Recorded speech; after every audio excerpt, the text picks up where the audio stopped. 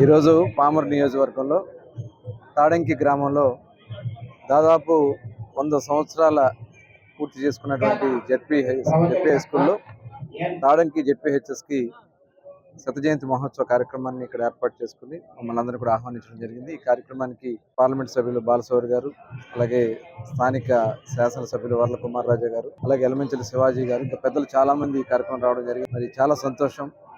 మరి ఆనాడు బ్రిటిష్ కాలంలోనే ఈ ప్రాంతంలో ఉన్నటువంటి వెనుకబాటుతనాన్ని పోగొట్టాలనే ఉద్దేశంతో ఎలమంచిలి పిచ్చయ్య గారు ఆనాడు పెద్దలు 10 ఎకరాల భూమి ఇచ్చి స్కూల్ ఏర్పాటు చేయడంలో వారు భాగస్వాములయ్యారు. ఇవాళ అనేక మంది విద్యార్థులు ఈ స్కూల్లో చదువుకుని దేశ విదేశాల్లో ఉన్నతమైనటువంటి స్థానాలకు వెళ్ళి ఈ శతజయంతి కార్యక్రమాలు చేసుకోవాలనే ఉద్దేశంతో వారందరూ కూడా ఇక్కడ రావడం అనేది చాలా సూపర్. వారందరూ కూడా మనస్ఫూర్తిగా అభినందన తెలియజేస్తా ఉన్నాను. ఇవాళ రాష్ట్రంలో కూడా విద్యా విధానంలో చాలా పెను మార్పులకి శ్రీకారం చుడతా ఉన్నారు. గౌరవ విద్యాశాఖ మంత్రిగా, హ్యూమన్ రిసోర్స్ మినిస్టర్ గా నారా లోకేష్ గారు, అలాగే గౌరవనీయులు పెద్దలు నారా చంద్రబాబు నాయుడు గారు ఇవాళ ప్రతి ఒక్క విద్యార్థిలో కూడా ఈరోజు వాళ్ళకు ఉన్నటువంటి నైపుణ్యతని కూడా తెలియజేసుకుని తద్వారా వాళ్ళని మరింత ముందుకు తీసుకెళ్ళడానికి, వాళ్ళకి ఇష్టమైనటువంటి రంగంలో ముందుకు తీసుకెళ్ళడానికి ఇవాళ కార్యక్రమాలు జరుగుతూ ఉన్నాయి. అలాగే స్కూల్స్ ను కూడా ఇవాళ అన్ని రకాలుగా వసతులు కల్పించడమే కాకుండా మధ్యాహ్న భోజనం, ఇంటర్మీడియట్ స్కూల్లో కూడా ఇంటర్మీడియట్ విద్యార్థులు కూడా మధ్యాహ్న భోజన పథకం ఇవ్వడం, యూనిఫామ్ కానీ, షూస్ కానీ, బట్టలు కానీ, ఇవాళ వాళ్ళకి కావాల్సినటువంటి స్టడీ మెటీరియల్స్ కూడా రేపు ఎంసెట్ కూడా ఇబ్బంది లేకుండా చేసే విధంగా కార్యక్రమాలు చేసుకుని ముందుకెళ్తా ఉన్నాం. ఇవాళ ఇంత చక్కటి కార్యక్రమాలు చేస్తున్నందుకు మరి ముఖ్యమంత్రి గారికి కూడా ధన్యవాదాలు. గత ప్రభుత్వంలో చూసాం మనం ఎయిడెడ్ స్కూల్స్ ని మరి మెర్జింగ్ పేరుతో ఆనాడు మరి ఆ భూములు కొట్టేయాలనే ఒక దురుద్దేశంతో ఆనాటి ముఖ్యమంత్రి జగన్మోహన్ రెడ్డి గారు పగబట్టి అనేక స్కూల్స్ ని మూతపెట్టారు. అనేక మంది విద్యార్థులు రోడ్డున పడ్డారు.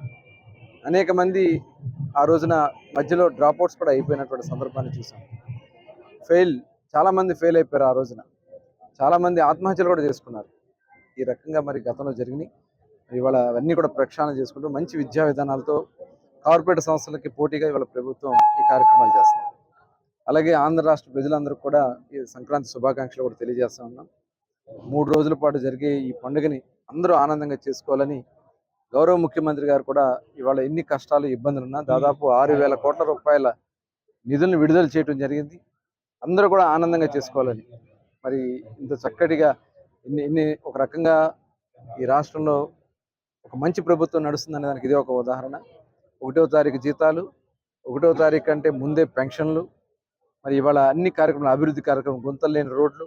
ఇవాళ సంక్రాంతికి మరి అందరూ కూడా గత ప్రభుత్వంలో వచ్చినప్పుడు గుంతల రోడ్లతో చాలా మంది ఆగిపోయారు. ఇవాళ రికార్డు స్థాయిలో ఆంధ్ర రాష్ట్రం వస్తానికి టోల్గేట్ల దగ్గర పడిగాపులు కడతా ఉన్నారంటే ఇవాళ ఆంధ్ర రాష్ట్రం వైపు ఈ దేశం చూస్తుందనే దానికి ఇదే ఒక నిదర్శనం. మొన్ననే గౌరవ ప్రధానమంత్రి గారి చేతుల మీదుగా 2 లక్షల కోట్ల రూపాయల అభివృద్ధి కార్యక్రమాలకి శంకుస్థాపనలు, అలాగే ప్రారంభోత్సవాలు చేసుకోవడం జరిగింది. ఆంధ్ర రాష్ట్ర అభివృద్ధిని ఎవరు ఆపలేరు. ఆంధ్ర రాష్ట్రానికి అందరం ఐకమత్యంగా ఈ మంచి ప్రభుత్వానికి తోడుగా ఉండాలని చెప్పి తెలియజేసుకుంటూ మరొకసారి అందరికీ సంక్రాంతి శుభాకాంక్షలు.